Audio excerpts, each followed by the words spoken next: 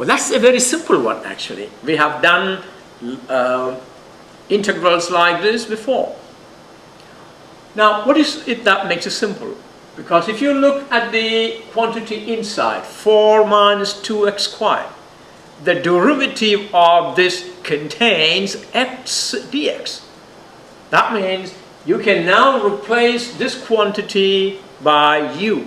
You can make a substitution, 4 minus 2x squared equal to u, and then the derivative of this will contain x dx. Therefore, x dx can then be replaced in terms of u. That's right. So let's do that. Since x dx is contained in the derivative of 4 minus 2x squared, I hope you understand what I'm saying. If you find the differential, which is a form of derivative, of 4 minus 2x squared, then x dx is part of that. Is that right? Alright, so we substitute 4 minus 2x squared equal to u. Take the differential of the left hand side. Differential of 4 is 0. Minus differential of 2x squared is 4x dx. And the differential of u is du. So that gives me negative 4x dx equal to du.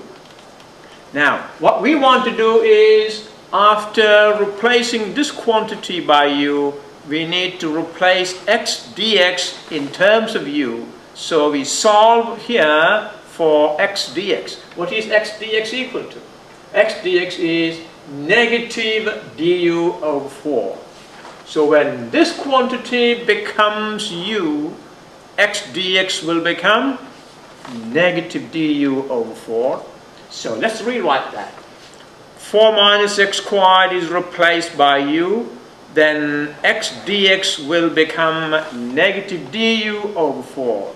So the integral now becomes integral square root u times x dx is replaced by negative du over 4. And this negative 1/4 can be taken out. So that means negative 1/4 u to the power of 1/2 du. What is integral of u to the power of 1/2 du? Use the power rule.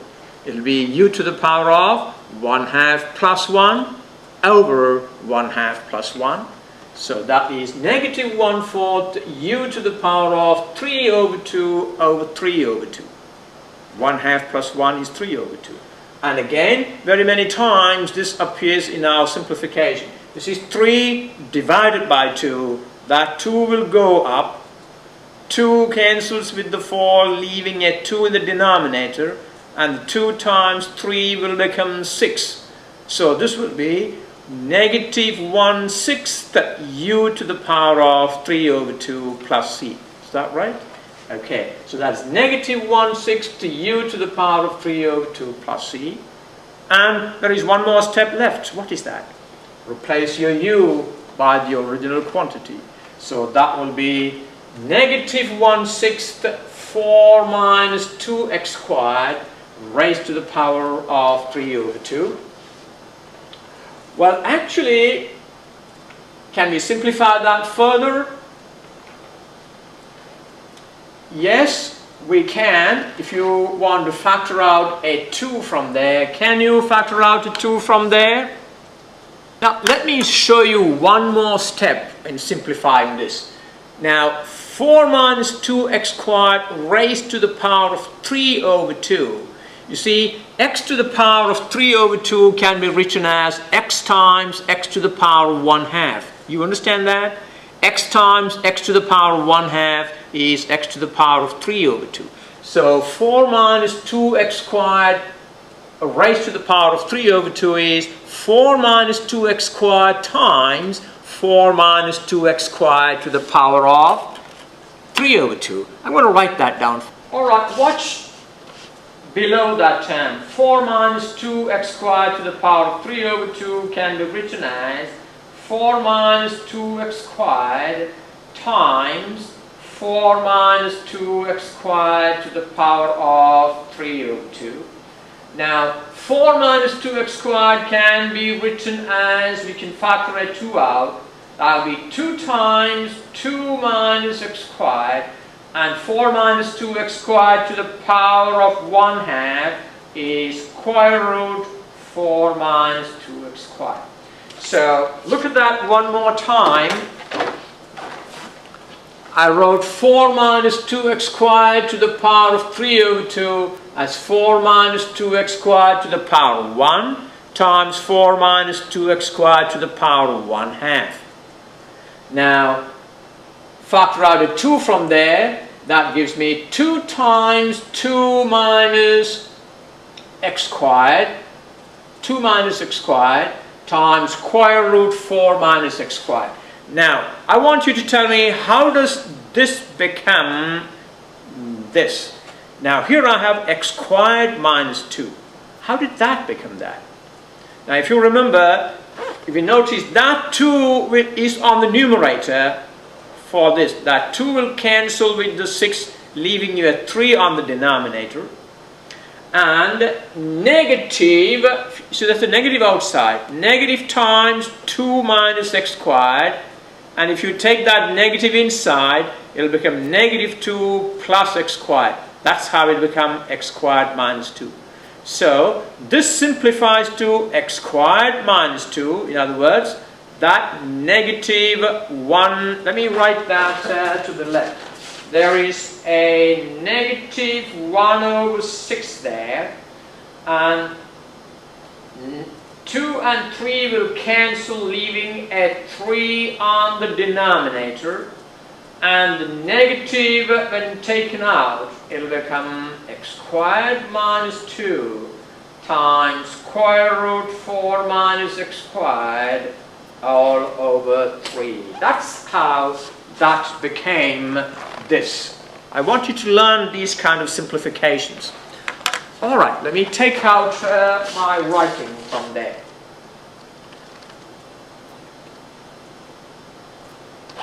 Alright, so you have the final result is x squared minus 2 times square root 4 minus x squared over 3 plus c. Another one. Evaluate the integral. Integral 1 over 3x minus 1 minus 1 over 3x plus 1 dx. Actually, this is a simple form we can integrate. We can split this into 2 integrals. So we will do this as 2 separate integrals. That means integral 1 over 3x minus 1 minus 1 over 3x plus 1 dx is integral 1 over 3x minus 1 dx minus integral 1 over 3x plus 1 dx. We will do the integration one after the other. Now, these are simple forms. Why? In the first one, we can make a substitution of 3x minus 1 equal to u to bring it in the form 1 over u du. Alright, so we substitute 3x minus 1 equal to u, but when you do that, we need to replace that dx. So what do? Your dx, you see, it's very simple, you can do that. 3 dx equal to du, is that right? Therefore, dx equal to du over 3. So when 3x minus 1 becomes u, the dx becomes du over 3. In the same way, in the second integral, we substitute 3x plus 1 equal to v. If the first one we use u, the second one we can use v, just to distinguish. And if 3x plus 1 equal to v, what is dx equal to? If you take the differentials, 3 dx equal to dv, or dx equal to dv over 3. That's right. So this will be replaced by u. Then this dx becomes du over 3. Then 3x plus 1 will be replaced by v. Then this dx will become dv over 3. And so, integral 1 over 3x minus 1 dx minus integral 1 over 3x plus 1 dx now becomes integral 1 over u du over 3 minus integral 1 over v dv over 3, and that will now become, we got our substitutions. So we have, this is what we had in the last slide, integral 1 over u du over 3, I can take out the 1/3. Similarly, I can take out the 1/3 in each. So this will become 1/3 integral 1 over u du minus, take out the 1/3 here, 1/3 integral 1 over v dv.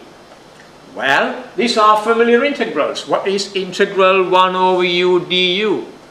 It's ln of u plus c, and this one is ln of v plus c. So you have 1/3 ln absolute value of u minus 1/3 ln absolute value of v plus c. We need only one constant, although we have two integrals. Is that right? There's no need to put two constants, because two constants will add to give you a single constant. All right. Now, if you use the properties of logarithms, what are the properties of logarithms? Ln of x to the power of n is n, isn't it? Ln x to the power of n is n ln x.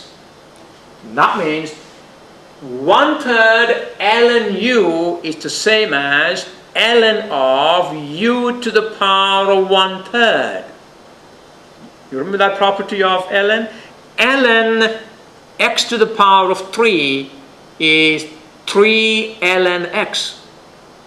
Here, the number is 1/3. 1/3 ln u is ln u to the power of 1/3. So, using that property, we can write, first of all, before we do that, let's replace our u and v. Replace your u and v, that gives you 1/3 ln 3x minus 1 minus 1/3 ln 3x plus 1.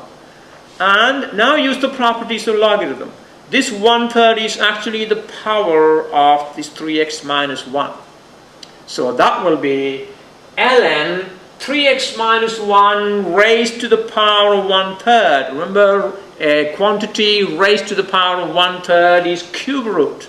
So we can write this as ln cube root of 3x minus 1 minus ln cube root of 3x plus 1. How do you combine these using another property of logarithm? Ln a minus ln b is ln a over b. So this will now be ln cube root of 3x minus 1 divided by cube root of 3x plus 1 plus c. You can see we are using a lot of properties of logarithms in here.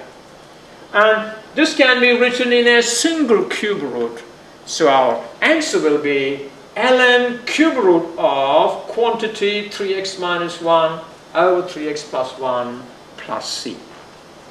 Although the integrals are simple, watch the simplification, because most of the time it is the algebraic simplification that is where you get lost. Alright, another one. Evaluate the integral. Integral 1 over 2 e to the power of x minus 3 dx. This has been a good one too.